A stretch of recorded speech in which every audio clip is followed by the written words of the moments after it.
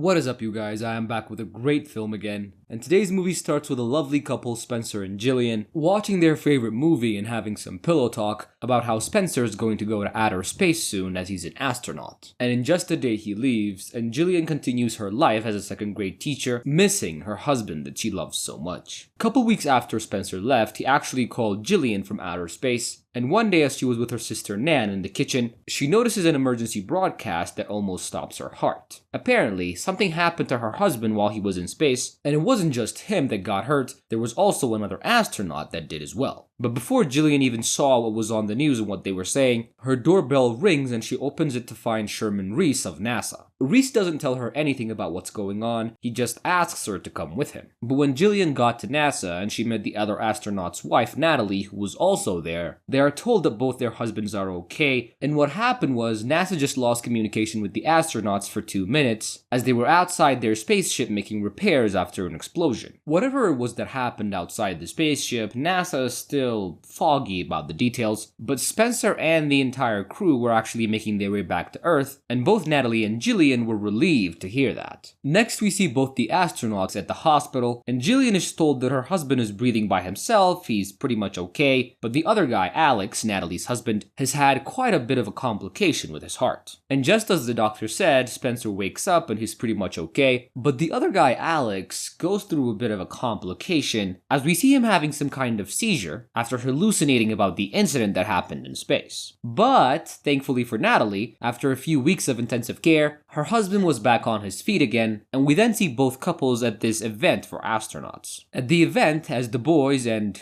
girl were taking photos, the wives were discussing their concerns that both their husbands, the astronauts, Spencer and Alex, never discussed what happened during those 2 minutes Mission Control lost communication with them. Natalie is extra concerned about this, as she doesn't think that it's normal not to want to share an event like that, especially because both men almost died. On our next scene, at a retirement party of sorts for Spencer, Jillian notices Alex and his wife Natalie, who were also at the party, and they both seemed very agitated and they were arguing. And all of a sudden, Alex gets up, he looks a little drunk, he has bloodshot eyes, and he starts screaming for Spencer. Now mind you, nobody else notices him aside from Jillian and his wife. And before he even got to Spencer, Alex collapses and his heart gives out. At a press conference, NASA calls it a massive stroke, and when asked if astronaut Spencer was in danger, NASA's medical liaison answers by saying that Spencer is completely healthy. Later, at the very quiet funeral, Jillian goes to comfort Natalie, who just lost her husband, and Natalie seems a little out of it. She starts talking nonsense, saying that her husband was trying to communicate with the radio, and just before Jillian left, Natalie says that he was hiding inside of her, whatever that means. Then moments later, at the funeral, we can hear a little girl screaming, and as Jillian rushes to see what's what, she finds Natalie, who electrocuted herself in the bathtub. As we take a look at our next scene, Jillian and Spencer have moved to New York, and he is living the good life. He's working with a lot of wealthy people, he's rich, he's making a lot of money, but Jillian is still a little homesick, and she doesn't really fit in with the rich crowd. And later after the event, and during, Spencer decides to make love to his wife in a very vigorous manner. She then wakes up late at night, alone in bed, and with a very sore crotch, and when she goes out, she sees Spencer in front of the radio, and for a second it seemed like he was listening to white noise, but he switches the station and tells her that he couldn't sleep, so he decided to listen to some music. As the days go by, Jillian was still not feeling happy, and she speaks to her sister Nan, who tells her to find a therapist, and a couple days later, Jillian gets a surprise and she finds out that she's actually pregnant. She doesn't tell her husband right away because she grows more concerned about the whole situation, and at a dinner with one of his colleagues, Jackson, who happens to be a very tall man, Jillian decides to break the news to Spencer, who seems pretty happy to hear it. And at this very same dinner, Jackson was talking about how Spencer was helping them build this plane that can go into outer space. And the marvel of it all is you only need 2 people to operate it, you don't need like an entire crew. Now this may not sound like anything to the layman, but Jillian knows that her husband always wanted to fly in space, and he never really cared about designing anything until now. Well, until at least he got back from space after that accident. As our movie progresses, we see the couple going to the hospital to check on the pregnancy, and there they're told another surprise, which is that Jillian is actually pregnant with twins. While speaking to her doctor, Jillian confesses that years ago after her dad died, she had some sort of mild psychotic episode where she would see other people she knew you and herself dead. She admits to her doctor that the pregnancy might somehow mess with her hormones and might trigger those hallucinations again, but the doctor assures her not to worry and tells her that the symptoms are going to go away after the pregnancy. Jillian also starts to worry less about her situation until one day she was at the store looking at children's clothes, and there she meets the NASA guy Sherman Reese again, but this time he kinda looks like he was living on the streets. He was pretty wired, he had this big bag with him, and he all of a sudden opens it and starts talking about how Spencer is a little bit different. He just starts rambling on about medical results and how everything about Spencer changed that day after the accident, even his signature wasn't quite the same. Jillian then stops Reese and asks him if he's on official NASA business. Then he informs her that his employment was terminated after he showed them the same medical results that he was now trying to show Jillian. Hearing him say all of these things triggers Jillian a lot, and before she leaves, he gives her this tape recording of Alex and Spencer during those 2 minutes while they were in space and endured the accident. When she gets home, she listens to it, and the audio was pretty horrifying, as there's a lot of screaming and panic in the voices of both Spencer and Alex. And what does Jillian decide to do with this piece of information? She breaks it up with a hammer and throws it away. Sympathizing with the character Jillian, she's been stressed for a few months now, and now that she's about to become a mother and she needs Spencer more than ever, she really didn't want to contemplate the idea that he might die soon because that's what happened to the other guy. But even though she threw away the recording, Jillian couldn't stop thinking about what she heard, and she calls over her sister to just talk about the whole situation. When she tells her sister Nan what happened, she tells her to tell Spencer about this, as Nan felt as though this Reese guy was somehow abusing her sister. But Jillian almost seemed as though she was more afraid of Spencer. And as the days went on, Jillian couldn't forget about that recording, and she asks her husband again what happened during those 2 minutes in space, but Spencer doesn't say anything, he just really doesn't want to talk about it. But the not knowing was eating away at Jillian, and she needed to know what happened out there during those 2 minutes. And so, she calls Reese and asks about his findings, but he kept saying that she needs to meet him in person to talk, but then he starts talking about Natalie, and he tells Jillian that Natalie was actually pregnant with twins when she died. Hearing this, Jillian decides to go meet up with Reese in person, but as she was walking up the subway and he was waiting for her, her husband also gets to the same location as Reese, and from this scene we understand that apparently, Jillian's sister Nan had said something to Spencer about Reese. Spencer doesn't technically see Jillian, and he leaves with Reese shortly after asking to buy him some coffee. When Jillian gets home, she confronts her sister about betraying her trust and talking to Spencer behind her back, but Nan here just storms off after telling her that her and Spencer love her very much. Jillian tries to call Reese again because she still doesn't know what's going on, but his phone was not getting picked up, but a couple days later she gets mail from Reese and it was a key to a storage room. At the storage room, Jillian figures out that this was some kind of backup that Reese kept of all his files, and she also finds out that Reese was also stalking her husband, and he left a tape recording for Jillian just in case things went south and he wasn't able to communicate whatever he was trying to tell her. She then takes the tape and goes home and she plays it, and Reese explains his version of what happened during those 2 minutes in space. Apparently, on the audio recordings of the incident, there were supposed to technically be 2 audios of people, both Alex and Spencer, who were the astronauts and the only ones there. But, in actuality, there was a third sound. It sounded like as if it was static, but it wasn't static.